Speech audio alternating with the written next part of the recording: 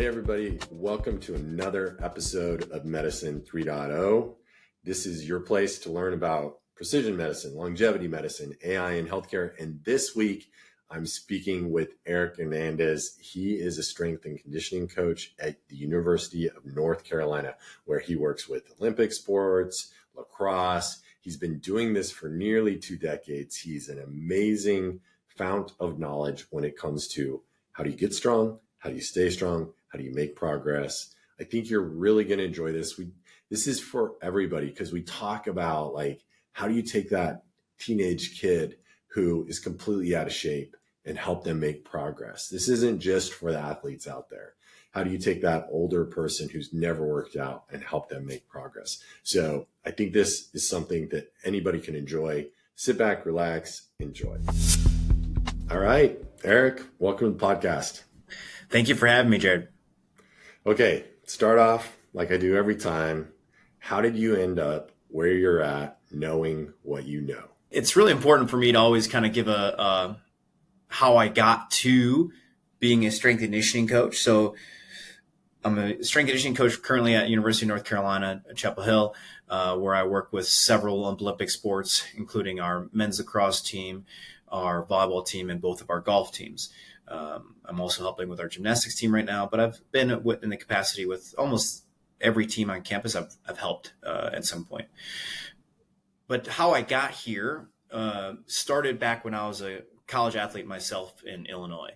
I went to Loyola University in Chicago, and I originally wanted to be a doctor.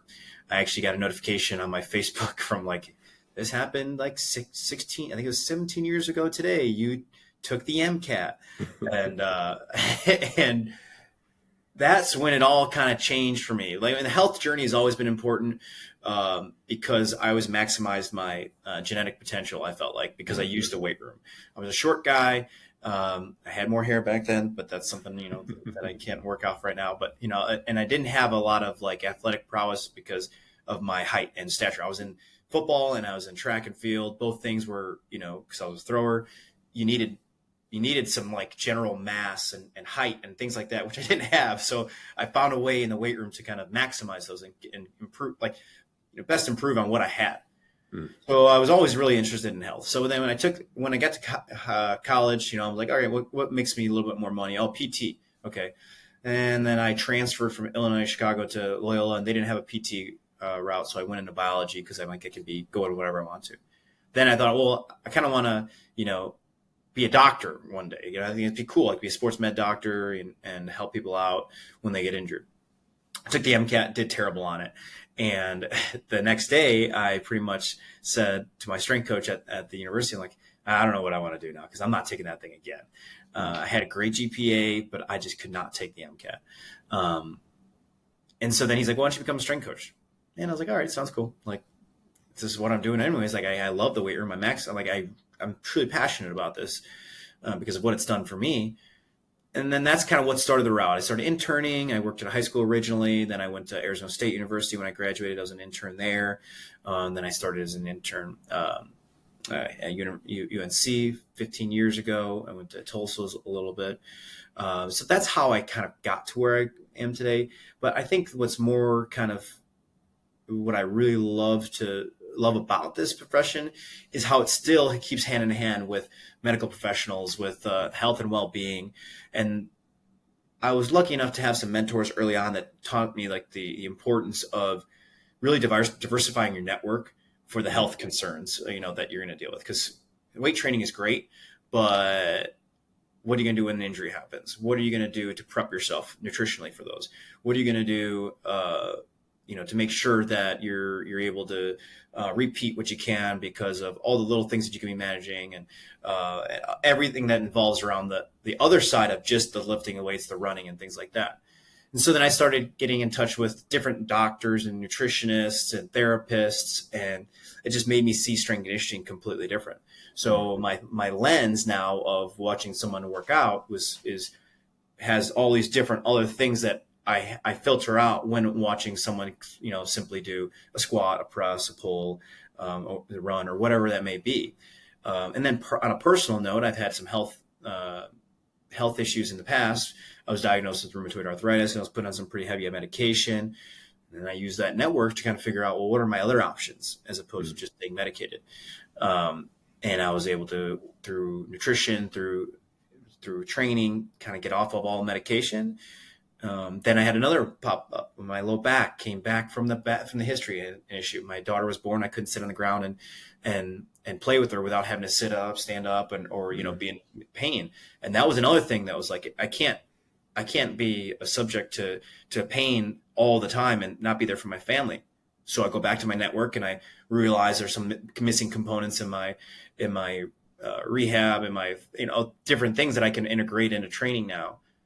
So I'm not a doctor by any means, but I saw it kind of like, oh my gosh, I'm helping myself with a lot of different things from this great network, and I'm realizing the value long-term that health can have, training can have on your health. If you look at it if you put these other things in there, that I've had no choice but to get comfortable with. So where I'm at today, I'm now servicing student athletes. I have individual clients on the side as well, and I have an online business as well, to where I'm able to take all these different components and fit them into a client and athlete's workout that have considerations that they haven't even thought about yet. It may be as simple as a small tweak, but that small tweak not making that small tweak, in the past has led to a big issue. So I'm just really happy that I can start to be on the other end of things now and offering a diverse experience that takes a lot of guesswork out for some people, so they don't make mistakes that I made mistakes in the past. Yeah. Well, when I listen to you tell your story, there's a few things that stick out. Of course, I think it's so interesting I think all providers of whatever, if it is a doctor, a trainer, a strength coach like yourself, we use our own experience to grow our knowledge and to learn and to become better at our craft. One thing I really liked is how you talked about pulling all this information from other places. But one place that I'd love to hear a little bit more from you on is something that is so normal to you that you don't even think to talk about it very much, because you talked about like, oh, I decided to become a strength coach, and then that was kind of like assumed that I was expert at it. And then I added all these other frames. But I imagine you've done a ton of work to become even more and more expert on just like the strength coach part of that over getting close to 2 decades of doing this. So tell me a little bit about that trajectory. Like, how have you kind of built that craft of strength coach outside of like all the different expertise that you've kind of integrated in? Yeah, I mean, like the traditional route is like you take some sort of background in undergrad that gives you some general advice on some training ideas, and then you get your certification, and then it's like, all right, go ahead, and now you're an expert. Like, now you're qualified to train people. Couldn't be further from the truth. The certification is one thing. It's basically to weed out like complete insanity of training that you see sometimes. But after that, it really comes down to, it came down for me like a proper assessment of my strengths and weaknesses as a provider. Every year I pretty much do this, and I think, what is the next thing for me? When I was young, it was just how good of a communicator was I. I didn't have enough real life information to really to be an expert. I needed to coach. I needed to coach anybody who was in the room. I needed to experiment with cues. I needed to see different movements. I needed to see everything. So number one was just accumulation of coaching reps and refinement, which never stops. And honestly, none of these ever stop, right?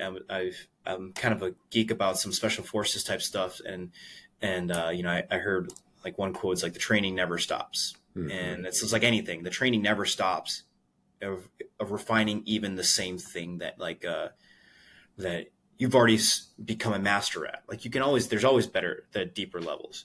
Yeah. So that was one. It was like, have I accumulated just enough reps in the gym and interactions? Number two, programming wise, like what's my model? How do I know when to progress somebody? How do I know when to change sets, when to change reps? How do I plan? How do I plan appropriately? That was another thing I needed to get really, really good at was program design and periodization, planning over a long term, because it's cool to do, it's really easy to make up an exercise, but like in order to actually get a workout, but in order to actually get results, like you need to have kind of a roadmap. And that's what periodization essentially is.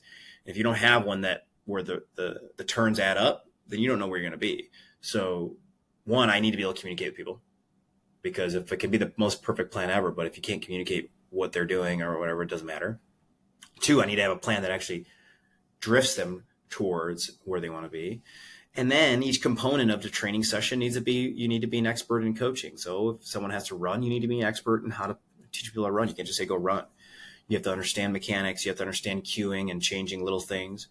If I want to expect somebody to do an Olympic lift, I need to understand the Olympic lifts very well. Until then, I shouldn't program it. The squat. I mean, there's, how many different videos and seminars I've been doing about the squat, right? And that's just one exercise. But that mastery has really helped me in those instances where I need to make modifications and coach and prevent things from happening, or make sure we get an outcome because of how deep I went onto one exercise. And then of lately, I've been trying to really work on kind of some more leadership type things, to when I'm asked to, like, from coach, I'm in a coaching environment, I'm often asked to like provide this leadership and this standard creating and all this types of big responsibilities that will resonate throughout the entire program. And I have to be pinpoint with how I approach these with such a diverse population, of training backgrounds, of just who people are. And that's a lot of leadership responsibility. So all these things have to be mastered as much as possible, or at least dove deep on, in order to put together just what happens in a session. A session starts up, there's communication that has to happen. There's organization that has to happen. There has to be execution where we just decide things. We have to have standards so they know where to go towards. You have to have constant communication feedback throughout the session. And then throughout at the end, you have to have some mobility and things like that you have to be really comfortable with. And how does it affect what you did in the program positively, sending them into the next thing? And then how do you debrief the situation to where they got something out of it and they understand the purpose of the session? Those are all things that happen in the session, but have to be mastered individually and then repped out over time to become a good strength coach. Yeah. I feel like one way I'll often talk about things that are simple but complex, because when I hear you talk through like all the different facets that you've learned, all the different things that you spend your time on, it kind of shows like this isn't just lifting a weight. Like, this is a complex thing. And so, like, I think about the alphabet. Like, it's not hard to learn the alphabet. We teach 4-year-olds the alphabet, but they're not Walt Whitman. They're not Emily Dickinson. Like, it takes a master of the alphabet to do certain things with the alphabet. And I think for yourself, like, you've spent tens of thousands of hours in the gym, working with athletes, coaching athletes, refining your skills. And now you've kind of achieved this mastery level. And so I'm super excited, because what I want to ask you about next is, okay, as a regular person, a non-athlete, how do I work with somebody like you, or how do I work with the knowledge that you have and start thinking about training for life, training myself to live the longest, healthiest life possible? That's a great question. And I think it probably relates a lot to what Bionic is doing as well, is you have to develop as much information about yourself first as possible. Yeah. Where really am I at right now? And being honest with yourself. Where are we really at? If it's funny because almost every intake is pretty much the same. Someone tells me where they're really at. And then as we go along and we're going through things, one thing comes out, one thing comes out, one thing comes out. And then from the start to the finish, actually, they're probably about 20% under what they kind of predicted of where they're at. And it doesn't matter. It's all relative. I tell this to my athletes all the time. If, for example, like I have some guys who can bench press 225 pounds. And I'm like, all right, cool. That is not a strong bench press. And they kind of look at me like crazy. I'm like, I've seen people bench 350, 405, 500. I said, now you're understanding that it's, relatively speaking, it isn't that impressive. It's not that you're not impressive. It's just that you need to understand where you're at, and that if you think that like that should be your only goal, then you're selling yourself short because you do a lot of other things really, really good.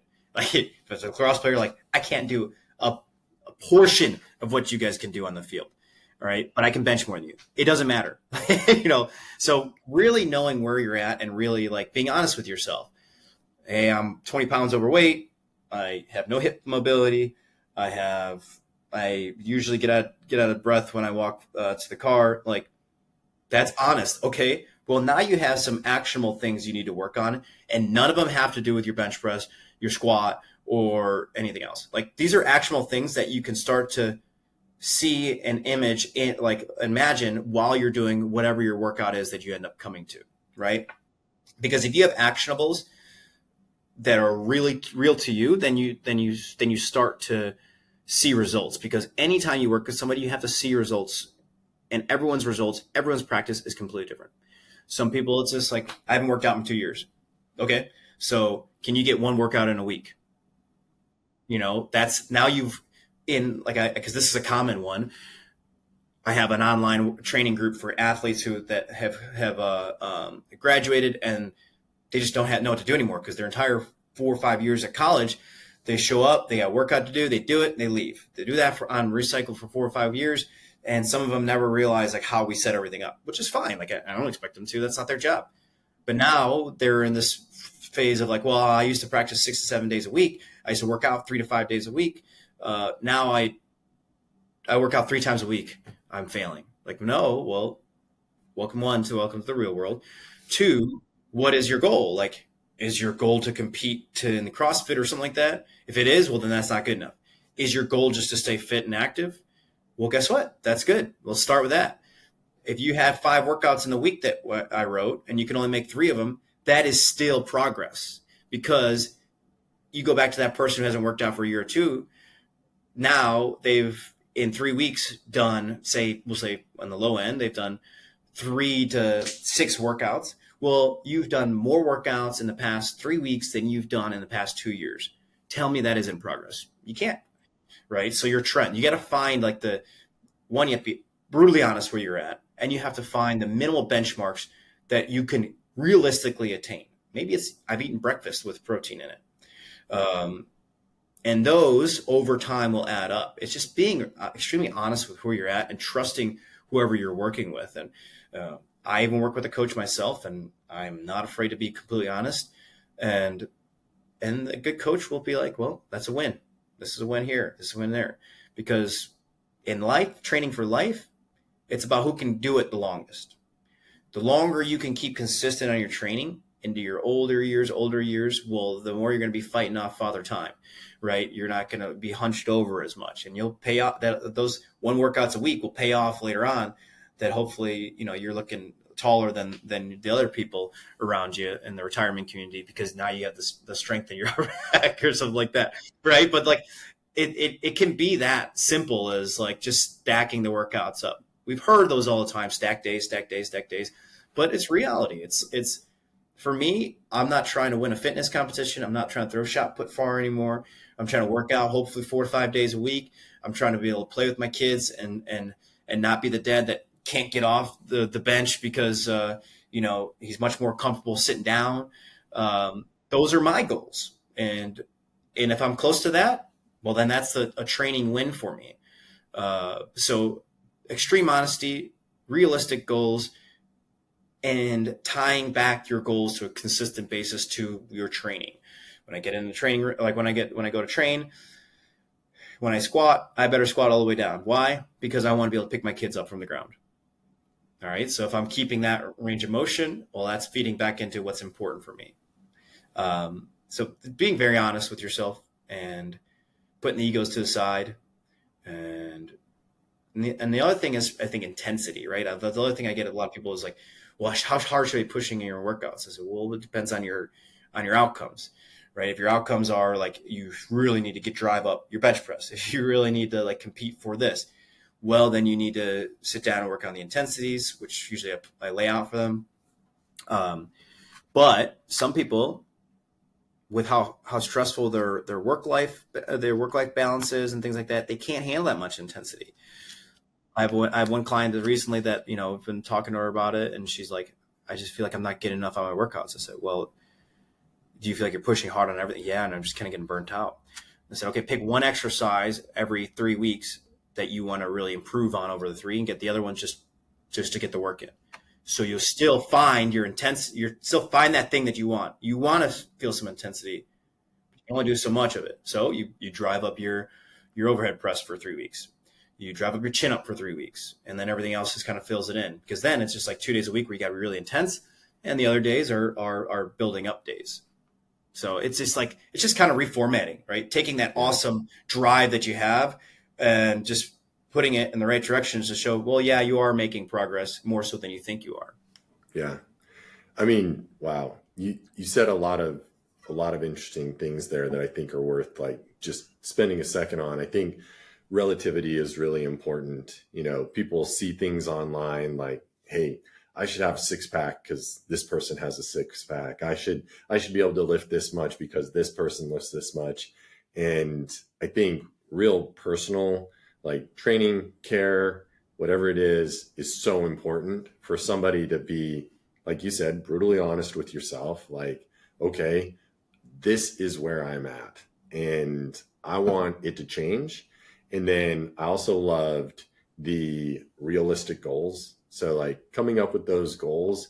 And I mean, you didn't talk about goals of benching 500 pounds. You talked about goals of, progress and little things that may be like eating protein for breakfast. And then coming up those end in mind kind of goals. Like, do I want to be able to squat down and pick up my grandkid? Well, then let's work on that range of motion right now. Let's get you that range of motion so that you can keep it and continue to progress with it.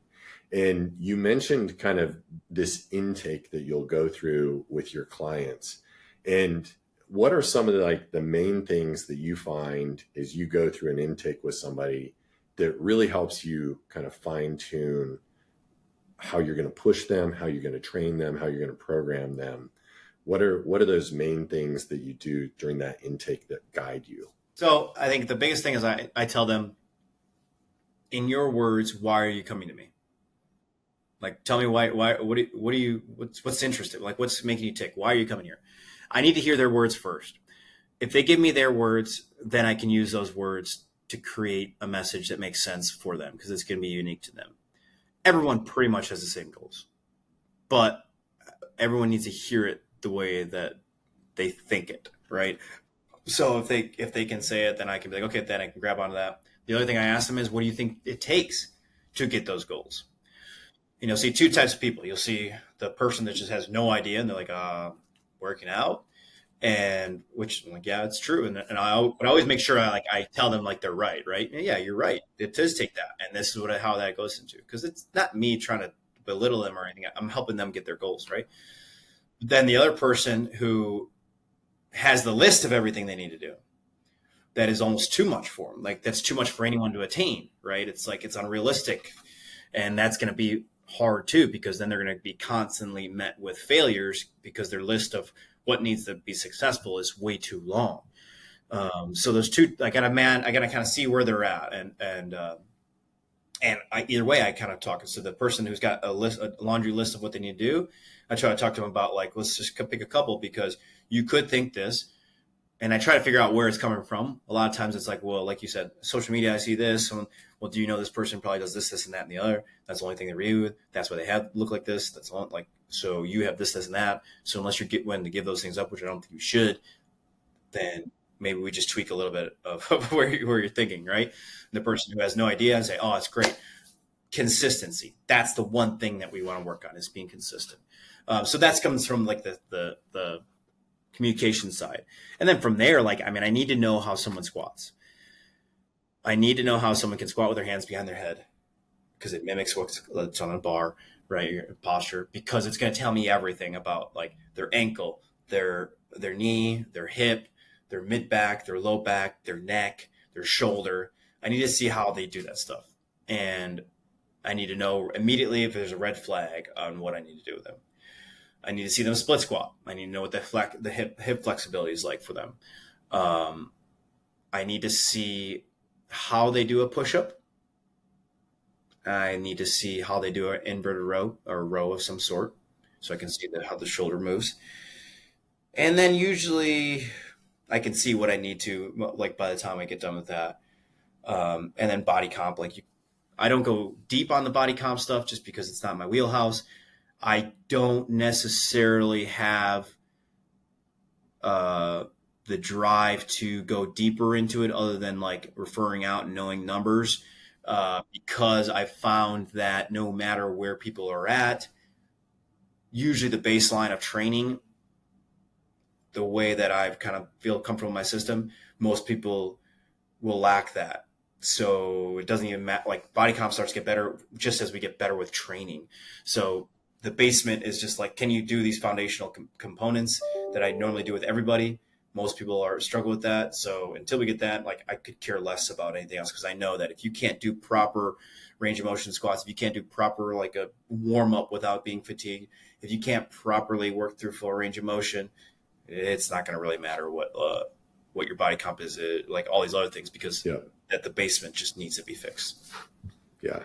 I love data, but I feel like for most people, like body comp, for example, like, I love data. I love knowing that their bones are healthy and that they have lots of muscle and what their fat percentages are. Like, that's helpful, but mostly it's just helpful to inspire them for change.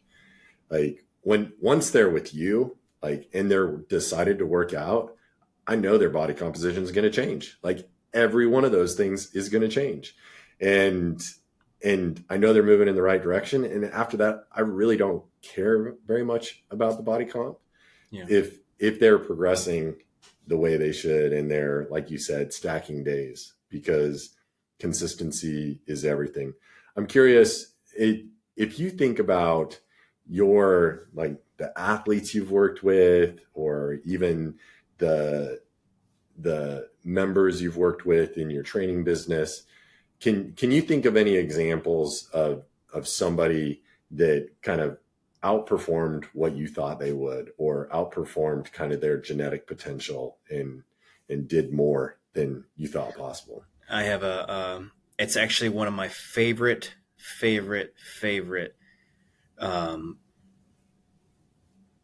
clients ever. I mean, just people I've worked with ever. I had and I know his mom would be okay with me sharing this information. This young man came to me. He was in he might have been 7th or 8th grade. I can't remember either one. I think it was 8th. Then the start of his 8th grade or so. No, it was the end of his 7th grade. Sorry.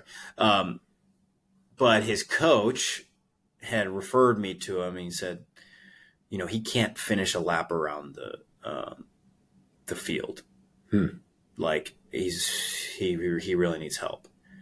He's a big kid, big tall kid, but also, he had some body comp things that we're working on. And his mom, sweetest woman, she comes over, she brings him over, and this kid was just so sweet. I mean, just an absolute teddy bear. And he could not squat without holding on to these handles and going to maybe parallel. Not even parallel. Like I don't even know what angle. Like, we had a box and he couldn't go to it. Yeah. Fast forward to 3 years later, he front squatted 135 pounds, full range of motion, torso relatively upright. He got long limbs, and he eats protein 3 times a day, drinks his water, sleeps well. plays lacrosse, on a regular basis, does everything, always has a smile on his face. This young man has been the most impressive journey. It is, yeah. I mean, he's just like, you look at him, and it's funny because I have, he's in this one workout group that I have, and when I have like new coaches that help me, they're like, yeah, nice job, Nick. And then his mom will come up and like, this is what Nick looked like when he started with Erik. And they're like, wait, what? And all he did was he knew no better than just to listen and just take the advice that I gave him. And I wasn't like strict, do this, that.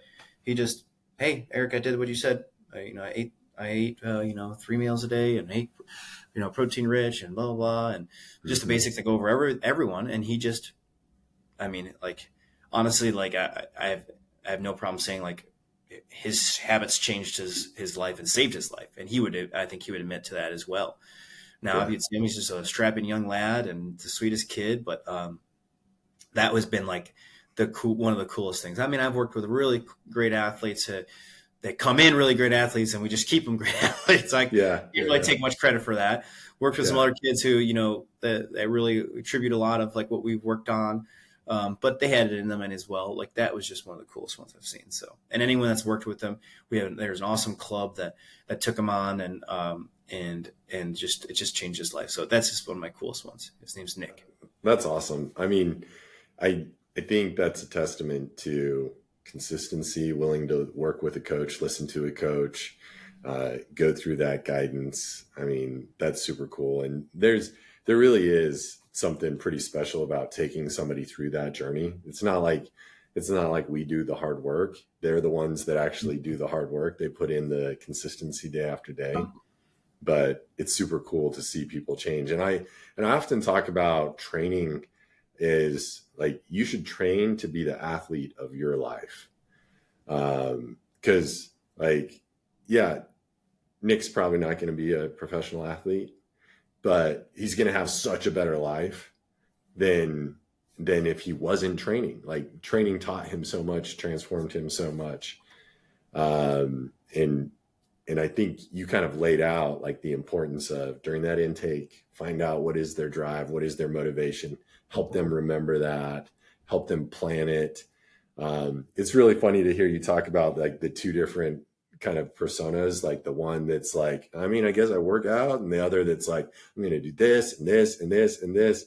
Because I was talking to one of our doctors yesterday, and she had just met with a member, and she's like, well, I mean, this guy wants to be under 10% body fat, wants to be able to squat 400 pounds, wants to like all these different things. And she's like, hold up, like you have some like contradicting goals here. So we're going to have to like think through how to prioritize and rank order this.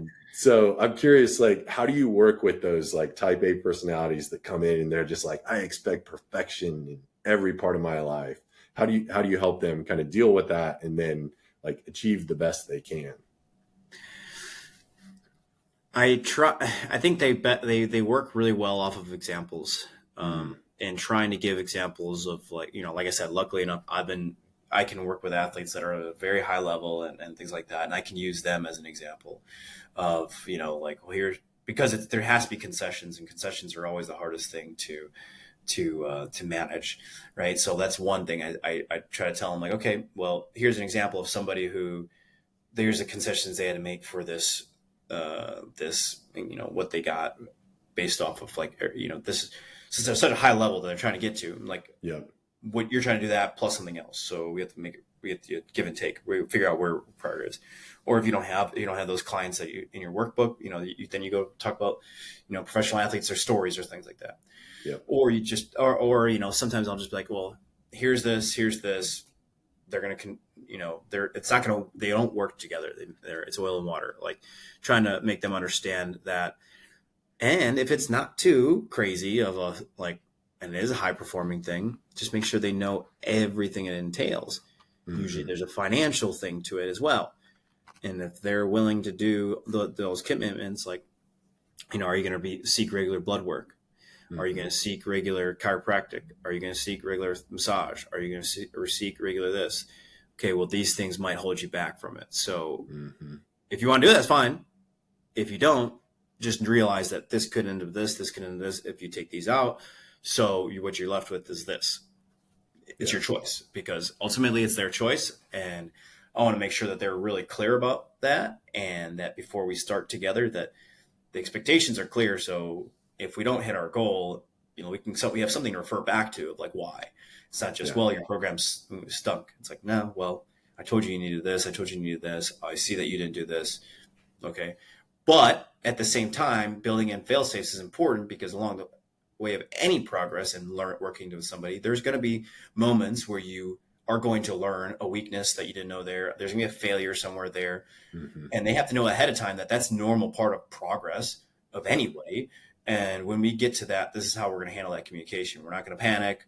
We're going to use this as an opportunity to get better. So getting ahead of those situations. That's a big one I see with like rehab.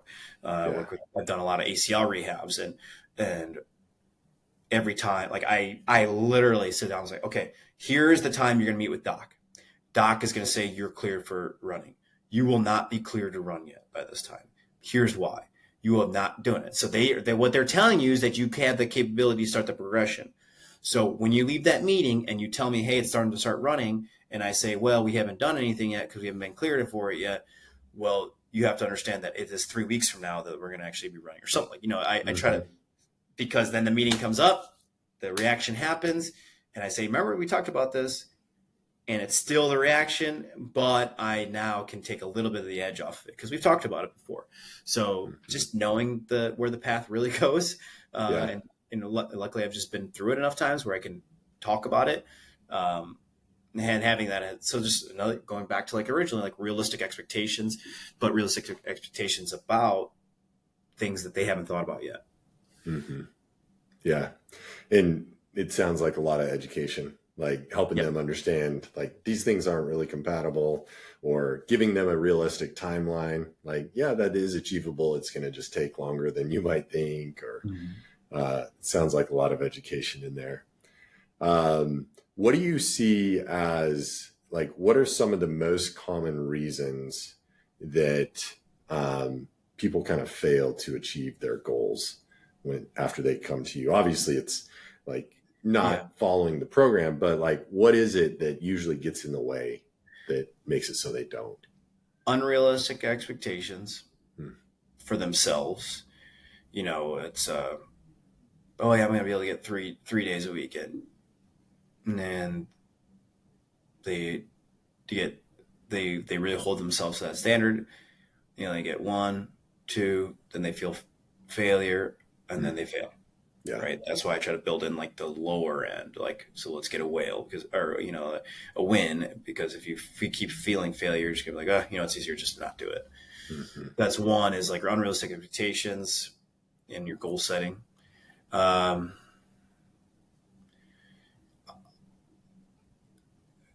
That's the big one, but there's also just like a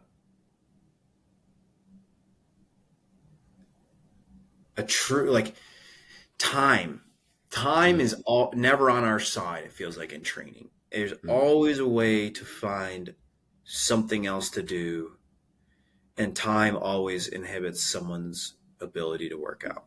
And it has to come to prioritizing it. Yeah. But even people who really prioritize it, like, I mean, the schedules that some people keep up, I don't know how they find time to train. Right. And they're not wrong with like, hey, when I get home, I'm going to be with my family. Hey, I can't wake up at 4 a.m. every day. I get it. And that's where like, it's a realistic, it's a talk. Like you have to have like realistically, what can you commit to? And then what you can commit to, here's what the results you'll probably see from it is. So if they know that, then that's okay. If they think they can commit to 1 day and then they see, 10% drop in body fat, then unrealistic expectations. Right. Time. Mostly everybody, it's just like, I don't have enough time to do it. Like, okay. Yeah. It's interesting also to think about like that first one that you kind of laid out, that like I fail and so I give up, and the importance to explain to people that like failure is part of the journey. Like, and because it is about progress, it's not about perfection. And so that if they commit to 3 days a week and they fail, like, okay, don't quit. Like, let's move to 2 days. Or if time becomes the thing, like, well, what can we do in 15 minutes? What can we do in 20 minutes? Like, because I found in the past for me, it was always like, I can't lift. I don't have an hour. And until I finally got to the point where I was like, oh, I guess I could lift for a half hour, which totally makes sense. Like, that shouldn't have been a blocker, but it was like totally this blocker for me for years until I was like, oh, actually, I don't have to do it like the way that I think is perfect. I can just do my best. So. And I think a big thing of that is going into like, what's your expectations? You have to have realistic expectations, because if someone tells me they want this, but they can't put an hour in, and then they say, well, how about I do 30? Well, then I don't like to take that client, because they're putting an expectation on something that they're only committed to half of it, but they're going to want to see the 100% of results, which is completely fine. Like, there's nothing wrong with their what they can fit in. They just need to make sure their goal is similar to that. Like, they're what they expect to get out from is like with you, like, are you trying to be a bodybuilder? No. Are you just trying to move so you get 30 minutes of exercise? Well, guess what? That's appropriate to your goal, but I have had people that in the past have been like, I really want to get after. Okay. Hey, I want to get strong. I want to get this. What can you do with the hotel gym? And I'm like, they'll be the client. I'm like, hey, I don't think this is appropriate for you, because I'm going to be handcuffed so many different ways. You're going to need such a specialized program. It's just going to be us spinning our wheels for a goal that you want, where I don't think I can really, like, in this capacity, I don't think I can help you with it. Like, there's legitimate stopgaps where we're not going to be able to get to where you want to be. If you want to change your emphasis, okay, then we can definitely discuss, what makes sense. But we got to be realistic about your outcomes and your inputs. Yeah. It's fascinating, just people's psyches, the way our minds work. And I think more than ever before, we realize that, like, muscle is the balance of health. Like, the more muscle you have, the stronger it is, the better it moves, the more mobile it is, like, the longer you will be healthy. And it's interesting that for most people in the United States, that isn't how they think about health, right? They think about health as like, I didn't have to go to the doctor, I'm not on a medicine, or something like that. And I really love what you do, because it's helping more and more people adopt this idea of fitness, athleticism for long-term health. How would you have people reach out to you? Where can people find you if they want to work with you personally? Obviously, you work with your athletes, but you said that you do some personal training. How can people find you if they want to work with you? Honestly, probably my website would be hernandezhealthandperformance.com, or easiest is probably my Instagram, Hernandez Strength. And then you can click on my link to my website. You can reach out to me. That's the easiest way. That's where I put most of training videos and advertisements for when I do group online groups and things like that. That's the best way to work with me in that setting. Awesome. And you said that you advertise for when you do online groups. Do you do that like every so often? So I typically do every 12 weeks. And, okay. I'll put up, hey, new group's coming up. Like, we're having a new one up in 3 weeks, I believe. And then, going into this January, we'll probably do a little bit different model going forward, because just so people can be a little more consistent with the program. We're going to go probably do a subscription model in January, where people can just kind of subscribe monthly and be able to hop in and stay as consistent as possible. I'm excited for people to work with you, and I think what you do is awesome. And Erik, I sure appreciate it. Thanks. I appreciate your words. So what you guys do is awesome as well. Thank you for listening to another episode of Medicine 3.0. We make this podcast so that you know where to turn for good information on keeping you and your loved ones healthy. Feel free to check us out at bionichealth.com, where we can help you live a longer, happier life.